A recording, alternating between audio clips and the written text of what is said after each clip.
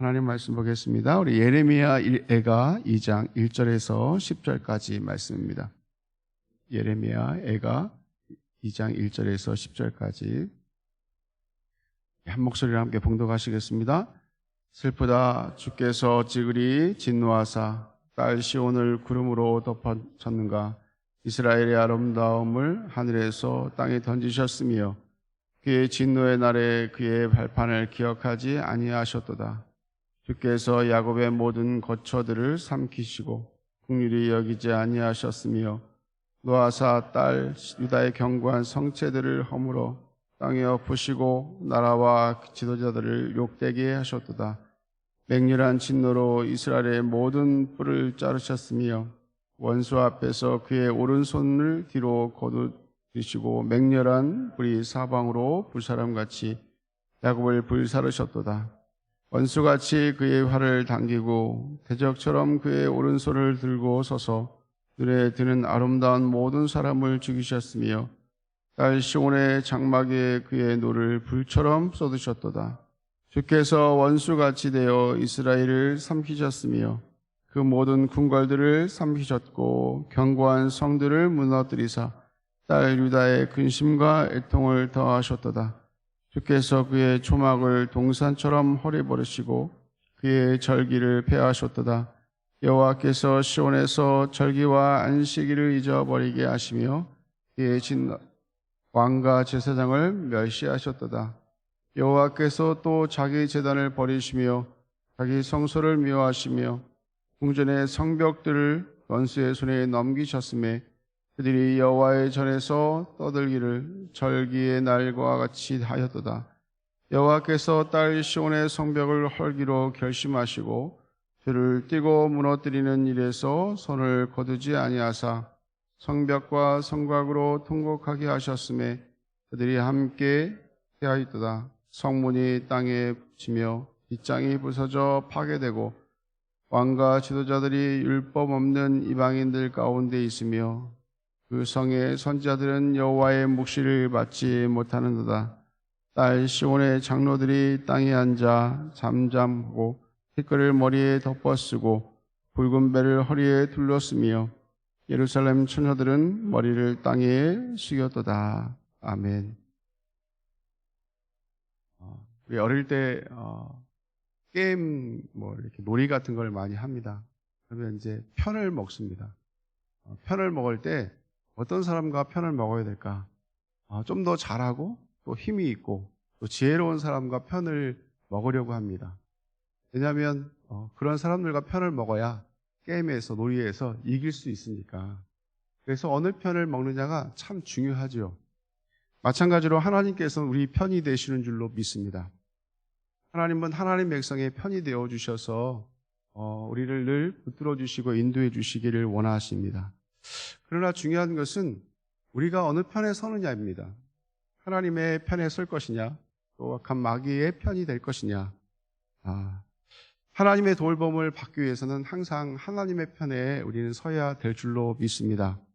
그래야 하나님과 늘 동행하면서 우리가 믿음으로 살아가는 것이죠.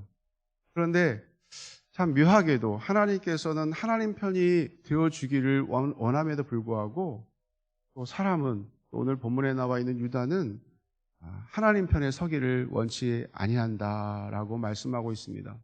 하나님께서 많은 선자들을 통해서 그들의 죄를 말씀하시고 회개하며 돌아오기를 이렇게 원하시는데 그들은 그 예레미야의 선지자의 말씀, 또 이사야의 선지자의 말씀, 하나님 보내신 선지자들의 말씀을 듣지 아니하고 하나님의 편에 서기를 원하지 아니한다 이렇게 말씀하고 있습니다.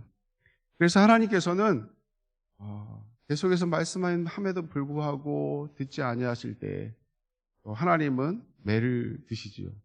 그래서 오늘 본장에는 하나님의 불같은 진노와 분노에 온 유다가 통곡하는 모습을 그리고 있습니다. 하나님께서는 우리를 사랑하시지만 반대로 잘못하면 원수가 되기도 하신다는 것이죠. 하나님께서는 자신을 배반하고 반대편에 설 때 보호의 손길을 거두시고 진노의 손길로 우리를 대하신다는 것입니다. 근데 중요한 것은 이것은 망하게 하시려고 하시는 게 아니라는 것입니다. 돌아오게 하려고 하나님은 하나님 편을 만드시기 위해서 그렇게 하신다는 것입니다. 그런데 하나님의 이 진노는 얼마나 불같으신지 오늘 본문에서 계속 말씀하고 있습니다. 선지자들은 예루살렘을 상징하는 땅 시온을 또 이스라엘의 아름다운 두 가지로 이야기합니다. 이전에 하나님께서는 이스라엘을 기뻐하사 자신을 친구처럼 나타나셨습니다. 하나님 우리를 만드신 목적은 친구하시려고 만드셨다 이렇게 말씀하셨는데, 하지만 이제 하나님께서는 그들에게 진노하셨다 이렇게 말씀하고 있습니다. 진노하심의 첫 번째 징계는 딸 시온을 구름으로 덮으셨다라는 것입니다. 이 구름은 하나님의 임재도 임하지만 심판의 날을 또 말씀하기도 합니다. 그래서 여호와를 이 구름이 그들을 덮었다. 하나님의 심판이 그 아름다운 예루살렘을 하늘에서 던져버리셨다 이렇게 말씀하고 있습니다. 심판의 구름이 임하자마자 아름다운 예루살렘 성전이 철저하게 파괴되었다는 것이죠. 바벨론을 통해서 철저하게 성전이 무너집니다. 또 하나님께서는 국류를 거두시자 견고한 성이 잿더미로 변해버린 것입니다. 그날에는 나라와 전제와 지도자들도 수치를 당한다. 왕이 눈이 빠지고 또 폐에 혀가 갈고리에 걸려서 끌려가는 그런 수치를 당하죠. 이스라엘은 안전을 추구하기 위해서 온갖 노력을 다 했지만 안전은커녕 파멸과 멸망을 맛보고 말았습니다. 그들은 자기의 힘과 자기의 노력을 애쓰고 힘썼지만 하나님이 진노하시면 어떻게 할 수가 없는 것이죠. 다음으로는 선지자는 여호와의 진노가 이스라엘의 모든 뿔을 자르셨다 이렇게 말씀하고 있습니다. 여기서 뿔은 힘과 권능을 상징합니다. 또한 잘랐다는 것은 이스라엘 모든 힘과 권위를 그리고 왕권을 거두어 가졌다는 것입니다. 그리고 하나님의 오른손은 원래 하나님의 백성을 돕던 손길이었습니다. 그런데 하나님께서 슬그머니 손을 뒤로 이렇게 거두셨다는 것이죠. 도울 마음이 없으셨다는 것입니다. 그리고 더 충격적인 것은 하나님께서 원수가 되셨다라는 것입니다. 하나님의 원수가 되었다. 이게 얼마나 충격적인 말씀입니다. 또 그 결과로 하나님이 이스라엘의 대적에게 향할 손으로 활을 잡으시고 또 그 반대로 이스라엘을 향해서 또 유다에게 활을 쏘셨다 이렇게 말씀하고 있습니다. 이것은 이스라엘을 지키던 여호와의 오른손이 이제는 분노의 불처럼 또 일으켜서 딸인 시온의 장막 위에 쏟고 계셨다는 것입니다. 대적에게 가야 될 그런 활이 유다에게 돌아왔다는 것이죠.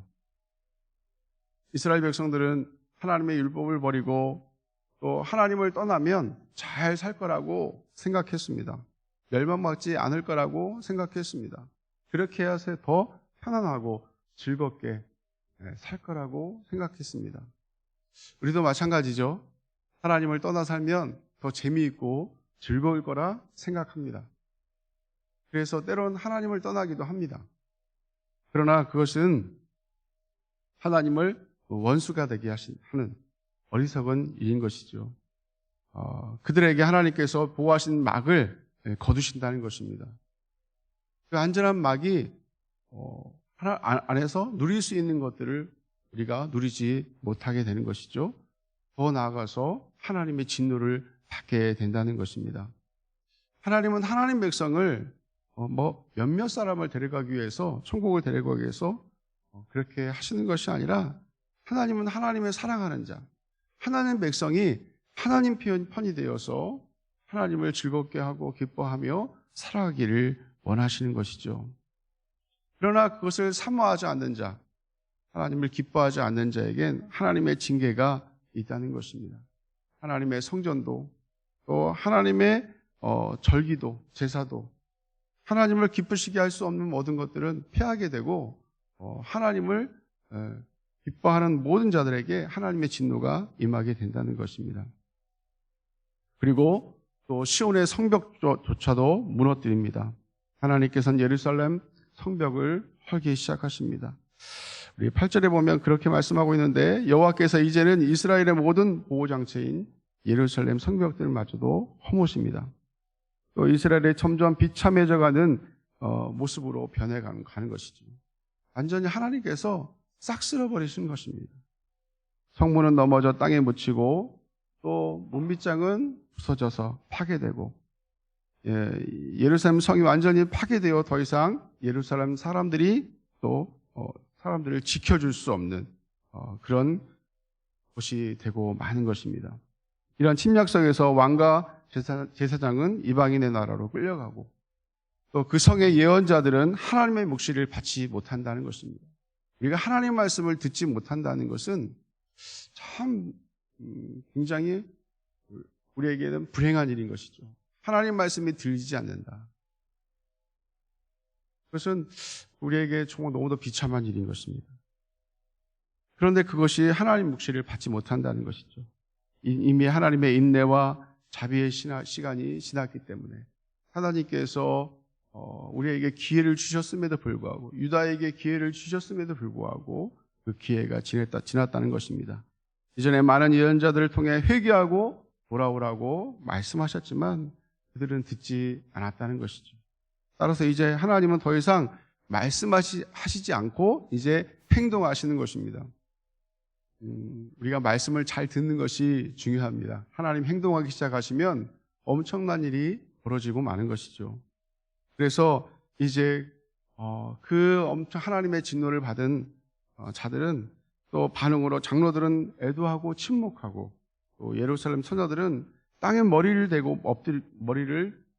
대고 엎드리고 이스라엘은 하나님의 진노의 심판으로 위로를 받을 곳이 없어집니다.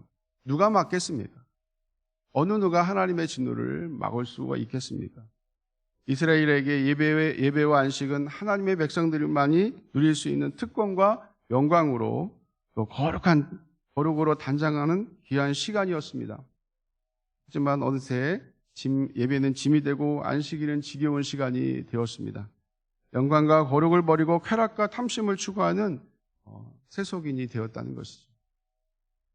그들은 더 이상 하나님 백성의 정체성을 잃어버렸습니다. 하나님께서는 이러한 하나님의 정체성을 잃어버린 자들에게 하나님의 진노가 임하는 것이죠. 그러나 중요한 것은 그럼에도 불구하고 하나님은 돌아오기를 기뻐하시는 것입니다. 그 가운데일지라도 하나님은 하나님께로 돌아오는 자를 기뻐하신다는 것입니다. 회개를 촉구하고 계시는 것이죠. 말로 안 되니까. 그래서 지혜로운 자는 말로 해서 듣는 자가 되어야 될 줄로 믿습니다.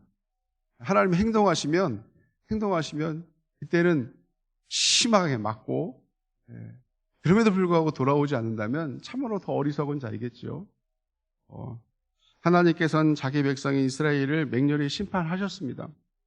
그들을 너무 사랑하셨기 때문에 하나님은 그것을 통해서라도 하나님께로 돌아오기를 원하셨기 때문에 이스라엘 히브리서 기자는 징계는 다 받는 것이거늘 너희에게 없으면 사생자여 친아들이 아니니라 이렇게 말씀하고 있습니다. 징계를 통한 주의 부르심에 우리는 겸손히 나아가야 될 줄로 믿습니다. 하나님께 회개하며 나아가야 될 줄로 믿습니다. 그러나 중요한 것은 우리가 이런 징계를 받기 전에 하나님 말씀하시면 순종하고 믿음으로 회개하며 나아가는 저와 여러분 되어야 될 줄로 믿습니다. 지금은 회개할 때이고 하나님께로 돌아갈 때인 줄로 믿습니다.